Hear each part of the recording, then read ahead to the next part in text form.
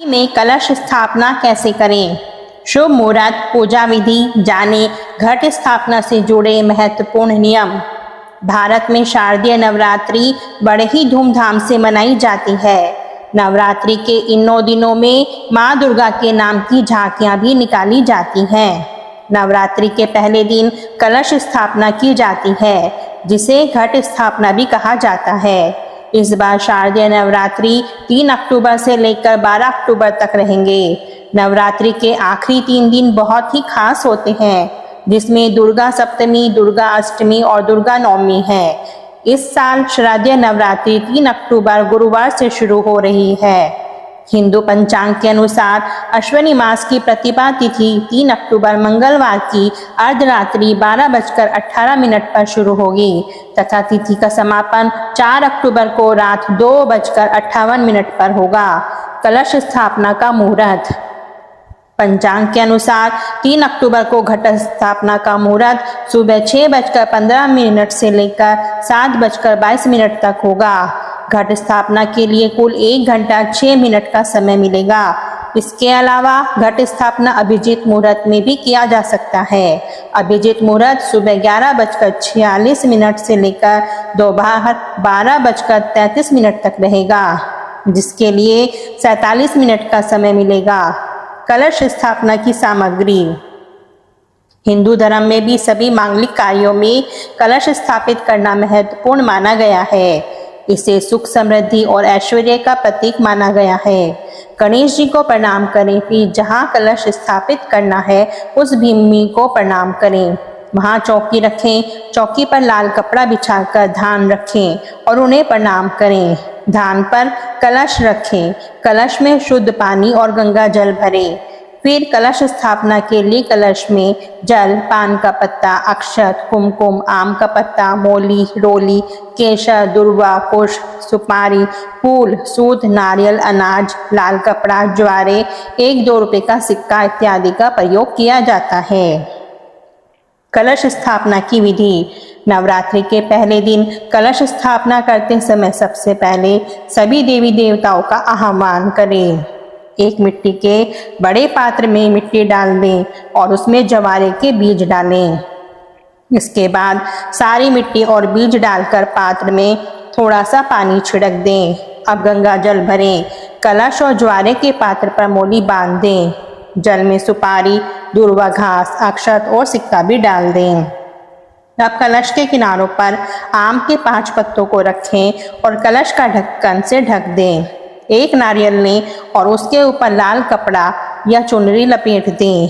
नारियल पर मोली बांध दें। इसके बाद कलश और ज्वारे स्थापित करने के लिए सबसे पहले जमीन को अच्छे से साफ कर लें। इसके बाद ज्वारे वाले पात्र रखें, उसके ऊपर कलश स्थापित करें। फिर कलश के ढक्कन पर नारियल रख दें। फिर ऐसे सभी देवताओं का आह्वान करने के साथ नवरात्रि की विधिवत पूजा आरंभ करें। शारदीय नवरात्रि पूजन विधि। नवरात्रि के पहले दिन व्रती द्वारा व्रत का संकल्प किया जाता है। इस दिन लोग अपने सामर्थ्य अनुसार 2, 3 या पूरे 9 दिन का उपवास रखने का संकल्प लेते हैं। संकल्प लेने के बाद मिट्टी की वेदी में जौ बोया जाता है और इस वेदी को कलश पर स्थापित किया जाता है। हिंदू धर्म में किसी भी मांगलिक काम से पहले भगवान गणेश की पूजा का विधान बताया गया है और कलश को भगवान गणेश का रूप माना जाता है, इसलिए इस परंपरा का निर्वाह किया जाता है। कलश को गंगा जल से साफ की गई जगह पर रख दें। इसके बाद देवी देवताओं का आह्वान करें। कलश में 7 तरह के अनाज, कुछ सिक्के और मिट्टी भी रखकर कलश को 5 तरह के पत्तों से सजा लें। इस कलश पर कुल देवी की तस्वीर स्थापित करें। दुर्गा सप्तशती का पाठ करें। इस दौरान अखंड ज्योति अवश्य प्रज्वलित करें। अंत में देवी माँ की आरती करें और प्रसाद को सभी लोगों में बांट दें। घट स्थापना क्या करें और क्या ना करें। घट स्थापना अनुष्ठान हिंदू धर्म में बहुत महत्व रखता है और शास्त्रों के अनुसार कलश स्थापना यानी घट स्थापना के लिए अच्छी तरह से परिभाषित नियम और दिशा निर्देश हैं, जिनका पालन किया जाना चाहिए।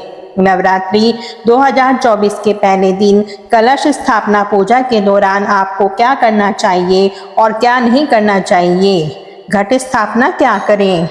घट स्थापना अनुष्ठान केवल शुभ मुहूर्त में ही किया जाना चाहिए, जो कि नवरात्रि की शुरुआत में होता है। उस स्थान को साफ करें जहां कलश रखा जाएगा। ऐसा माना जाता है कि देवी स्वच्छ वातावरण में निवास करती है। आप उस स्थान को गंगा जल या हल्दी मिश्रित जल से शुद्ध कर सकते हैं। पूरे नवरात्रि में नियमित रूप से कलश की पूजा और आहुति सुनिश्चित करें। आप कलश के सामने रोजाना फूल कुमकुम चढ़ा सकते हैं और दिया जला सकते हैं। घट स्थापना करने का सबसे शुभ समय दिन के पहले 1/3 समय में होता है, जब प्रतिपदा प्रबल होती है। इसलिए सुनिश्चित करें कि इस दौरान अनुष्ठान आयोजित किए जाएं। घट स्थापना में क्या ना करें। गलत समय पर घट स्थापना अनुष्ठान न करें। घट स्थापना देवी शक्ति का आह्वान है और इसे गलत समय पर करने से देवी शक्ति का प्रकोप हो सकता है। अमावस्या और रात्रि के समय घट स्थापना वर्जित है।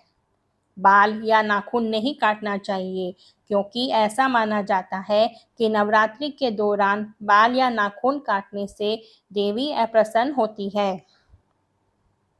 अमावस्या राहु काल के दौरान घट स्थापना न करें, क्योंकि ये समय प्रतिकूल नहीं माना जाता है। अनुष्ठान ऐसे स्थान पर नहीं करना चाहिए जो गंदा या अव्यवस्थित हो। परिवेश स्वच्छ, शांतिपूर्ण और नकारात्मकता से मुक्त होना चाहिए। नवरात्रि के दौरान, त्योहार के दौरान पवित्रता बनाए रखने के लिए मांस, शराब, प्याज और लहसुन जैसे कुछ खाद्य पदार्थों के सेवन से बचें। गौरतलब है कि शारदीय नवरात्रि के 9 दिनों के दौरान माँ शैलपुत्री, माँ ब्रह्मचारिणी, माँ चंद्रघंटा, माँ कुष्मांडा, माँ स्कंदमाता, माँ कात्यायनी, माँ कालरात्रि, माँ गौरी और माँ सिद्धिदात्री सहित देवी दुर्गा के 9 रूपों की पूजा की जाती है। क्यों करते हैं कलश स्थापना। कलश स्थापना का अर्थ है नवरात्रि के वक्त ब्रह्मांड में मौजूद शक्ति तत्व का घट यानी कलश में आह्वान करना। शक्ति तत्व के कारण घर की नकारात्मक ऊर्जा खत्म हो जाती है। नवरात्रि के पहले दिन पूजा की शुरुआत दुर्गा पूजा के लिए संकल्प लेकर ईशान कोण पूर्व उत्तर में कलश स्थापित करके की जाती है। नवरात्रि में स्थापित कलश नकारात्मक ऊर्जा खत्म कर देता है। इससे घर में शांति रहती है। कलश को सुख और समृद्धि देने वाला माना गया है। घर में रखा कलश माहौल भक्तिमय बनाता है। इससे पूजा में एकाग्रता बढ़ती है। घर में बीमारियां हो तो नारियल का कलश उसको दूर करने में मदद करता है। कलश को भगवान गणेश का आरोप भी माना जाता है। इससे कामकाज में आ रही रुकावटें भी दूर होती हैं। दोस्तों, आपको ये जानकारी कैसे लगी? अगर पसंद आई हो तो वीडियो को लाइक, शेयर और चैनल को सब्सक्राइब करें। फिर मिलते हैं अगली वीडियो में। तब तक अपना ख्याल रखें।